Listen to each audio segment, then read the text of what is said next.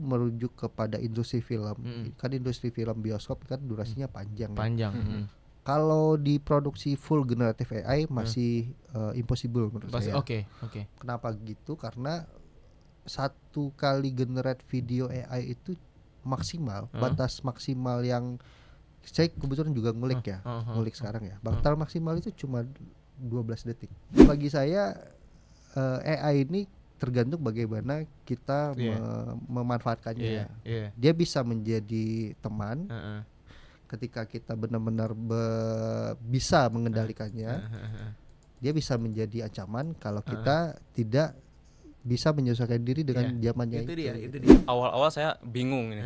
Bingung dikasih tahu bakal buat MV Nuka dan mahal ini. Ya happy. Enggak, awalnya enggak happy dulu. Ini gimana ngerjainnya, kayak gimana? Kan orang-orang ngira bikin AI itu gampang gitu, tinggal nge-prompt, tinggal apa. Sebenarnya enggak gampang itu juga, dan banyak juga proses yang harus dilewati juga sebenarnya. Dan itu banyak yang belum tahu juga tentang hal itu. Dan kami di sinilah untuk membuat orang-orang tahu akan hal itu. Gitu.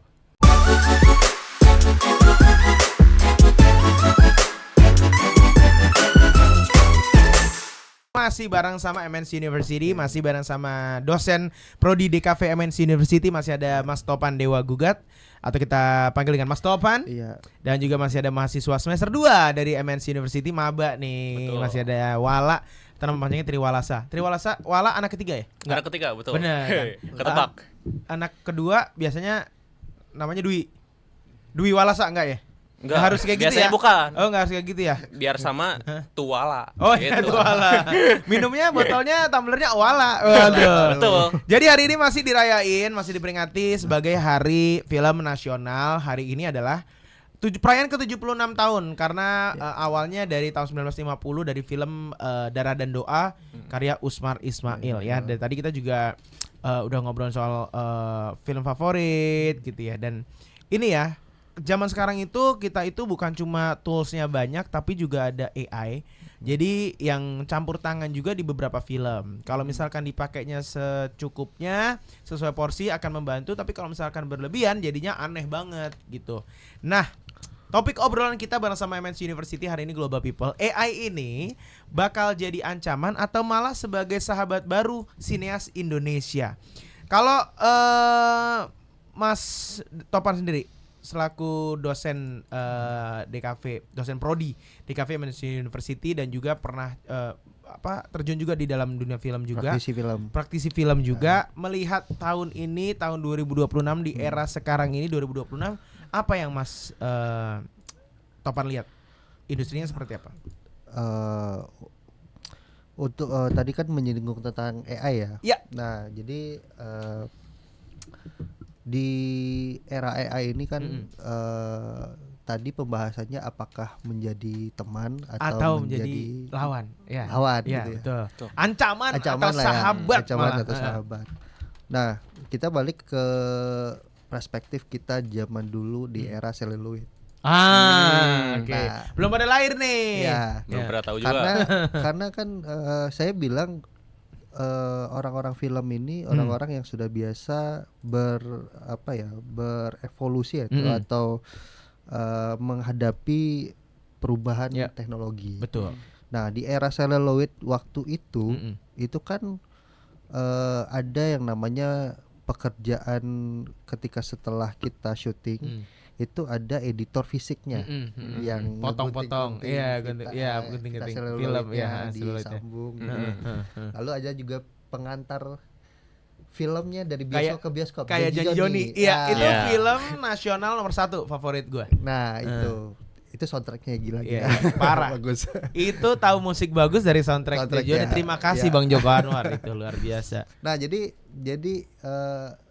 itu ya, dari kita lihat dari perspektif itu. Nah, ketika beralih ke digital, profesi-profesi itu kan juga hilang. Ya, tapi tidak kemungkinan yang berprofesi itu juga mulai belajar upgrade. Betul.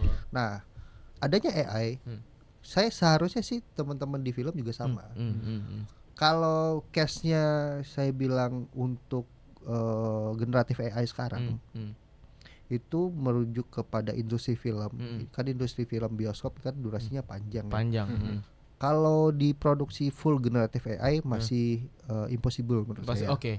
Kenapa gitu? Karena satu kali generate video AI itu maksimal, batas maksimal yang saya kebetulan juga ngulik ya, ngulik sekarang ya. Batas maksimal itu cuma 12 detik. Hah? Satu video. Wow. Satu scene. Satu scene. Oke. Satu scene ya, satu scene atau satu shot gitu ya. Nah, untuk mencapai storytelling kita di visual gitu ya. Bentuk apalagi bentuk film ya, itu belum memungkinkan menurut saya. Film kan 2 jam, 2 jam setengah. Nah, tapi kalau nanti cashnya adalah dipakai untuk as effect, itu mungkin. Iya. Itu mungkin. Betul. Itu masih mungkin. Membantu jadi. Ya, membantu yang senang kan produser pasti. Iya. Budgetnya produksi. Iya, budgetnya langsung kepotong. Nah, orang Civic yang pusing nih. Nah, itu dia ya juga sih. Orang musik yang pusing. Tapi saya pasti teman-teman di pos ya di pos pro ya di Civic juga pasti akan mulai beralih ke sana juga. Nah, kalau justru di teman-teman yang bermain di film pendek nih, kebanyakan yang membantu. Apalagi kan yang bermain di film pendek itu pemodalan produksinya nggak ada. Kita nyari ya, saya masih ingat lah zaman-zaman kuliah waktu bikin film pendek gitu, dapat dana itu susah banget gitu loh. Nah, apalagi saya kira masih relate lah teman-teman kayak Wala ya. Angkatan Wala pengen bikin film pendek juga pendananya juga pendanaan dari PT Bundo gitu. PT Bundo. Bundo Kanduang. PT Bundo Kanduang. Nah, jadi bagi saya AI ini tergantung bagaimana kita memanfaatkannya. Dia bisa menjadi teman ketika kita benar-benar bisa mengendalikannya. Dia bisa menjadi ancaman kalau kita tidak bisa menyesuaikan diri dengan zamannya itu dia. Jadi kan sebenarnya pedang bermata dua kan. Susah juga, kita nggak bisa mengkontrol, kita nggak bisa mengatur orang mau bikin film kayak gini, ya udah jadinya gitu. Tapi kalau misalkan AI as a tools ya bagus. Jadi membantu. Tapi kalau misalkan mau jadi full AI kan sebenarnya bukannya jelek, tapi nggak ada rasa. Kalau menurut saya gitu ya, karena yang kita tonton dari film dari Soloid dan segala macam, film itu harus ada sentuhan manusianya gitu. Dari sebuah film bukan cuma yang ada di layar lebarnya doang gitu, layar kacanya doang, tapi pembuatannya, produksinya dan segala macam. Nah, itu yang saya lagi teliti di MNC University. Nah, gimana kalau kita ikutin tiap hari perkembangan penelitiannya? Kita tayangkan di YouTube kita. Ada hal-hal, saya kemarin memproduksi full TVC MNC University ya, tapi dengan konsep udah tayang tuh? Udah. Nonton habis ini udah tayang. Jadi konsepnya memang konsep lebaran. Bagaimana seorang mahasiswa yang tidak pulang gitu. Anak rantau. Orang rantau dia nggak pulang, gara-gara memang dia yatim piatu ya. Tapi di situ kan ada ekspresi dia sedih, kesepian, sendirian, dan pada akhirnya di endingnya teman-temannya lah yang datang untuk lebaran di penuh kosannya. Makna nih Pak Sutradara itu nih, luar diproduksi biasa. dengan full generative AI. Oke. Nah, tapi case-nya adalah tetap produksinya saya tetap hybrid. Jadi hybrid? Penggunaan voice over itu saya tetap menggunakan voice over langsung manusia. Tapi semuanya baik itu bentuk visual itu di full dengan AI. Wah, oke. Nah, balik jadinya lagi animasi berarti ya? Bukan. Oh, enggak juga. Realistik. Realistik. Oh iya, kan realistik. Oke. Ada yang realistik. Nggak bikinnya gitu Mas, yang aku sekarang lagi di kerajaan Gajah Mada nih. Kayak gitu-gitu tuh. Kayak gitu-gitu tuh sekarang tuh. Produksi mana itu ya? Bukan MNC University tuh. Oke, terus. Nah, jadi itu yang saya lakukan dan teman-teman lakukan, dan juga ini Wala kemarin juga produksi video klip Nuka.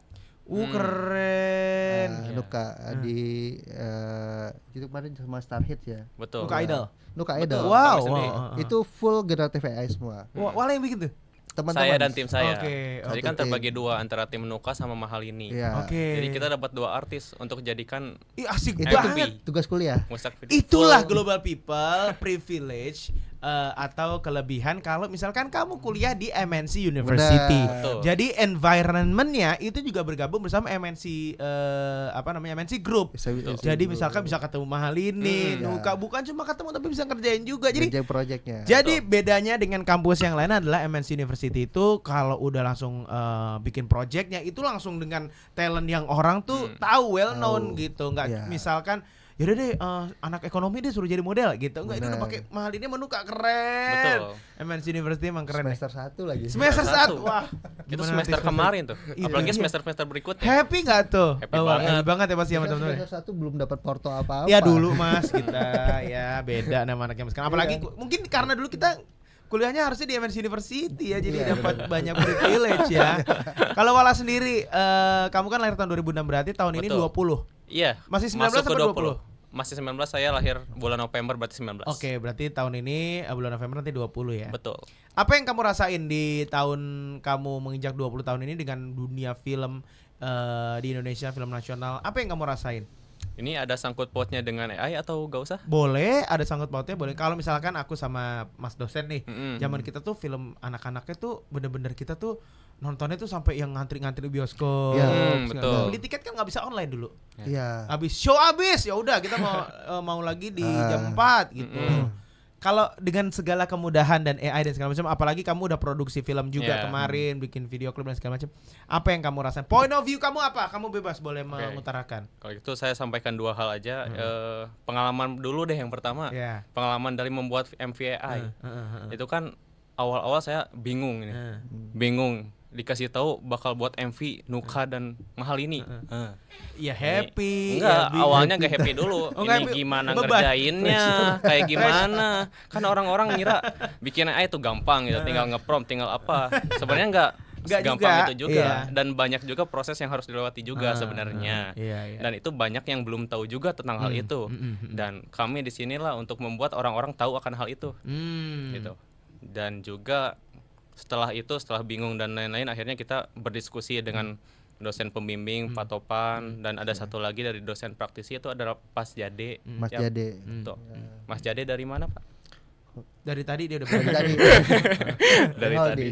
Kayak gitu lah pokoknya. Setelah saya menatap-natap muka Nuka dan muka mahal ini, saya dan tim saya mulai merasakan gembira lah. Akhirnya hasil yang kita progres itu membuahkan hasil juga. Kita senang lah dengan hasil yang kita buat gitu. Dan ada satu lagi itu kan kita tentang film nih. Berarti tentang film yang kemarin-kemarin deh. Film yang dirilis bulan Lebaran. Ini yang mungkin saya bisa mention itu film Di Pelangi di Mars. Nah, itu kan nonton tuh. Ada sangkut pautnya dengan AI. Betul, itu. Ada bantuan dari AI juga untuk film Pelangi di Mars. AI touchingnya ya. Betul. Pribadi saya suka banget, saya nonton soalnya Pelangi di Mars. Suka banget. Smooth gitu. Betul, untuk visualnya itu luar biasa kan, Kak. 2026 Indonesia udah bisa begitu, itu bangga sih. Bangga. Memang harusnya produksi film kita udah menuju situ sih. Dan kita di film Indonesia kita belum ada yang tipikal itu. Iya. Benar. Makanya tadi saya juga udah ngerekomendasiin juga, gue udah ngerekomendasiin juga buat Global People, nontonlah Pelangi di Mars. Bagus. Storyline-nya oke. Tapi produksiannya sih, wah, gimana cara buat? Itu buatnya gimana sih kayak gitu? Itu hybrid sih sebenarnya. Ada yang S-Effect, ada yang touching AI. Betul. Yang touching AI itu yang di bagian yang di bagian lupa lagi saya. Mohon maaf. Tapi pokoknya ada. Tapi yang case-case yang bentuknya susah untuk S-Effect. Oke. Ada juga beberapa robot batik. Kalau itu CGI kalau nggak salah. CGI. Oh, jadi campuran ya semuanya. Kalau kebanyakan dari Pelangi di Mars itu dibuatnya yang itu partikel efeknya. Partikel efek. Betul. Kalau hal seperti itu tuh hal yang mungkin untuk dibuat oleh AI. Partikel atau partial? Partial dan partikel. Dua-duanya. Wow. Berarti ribet banget ya bikinnya ya? Betul. Kita mah tinggal terima tonton ya, tinggal terima tonton ya. Oke.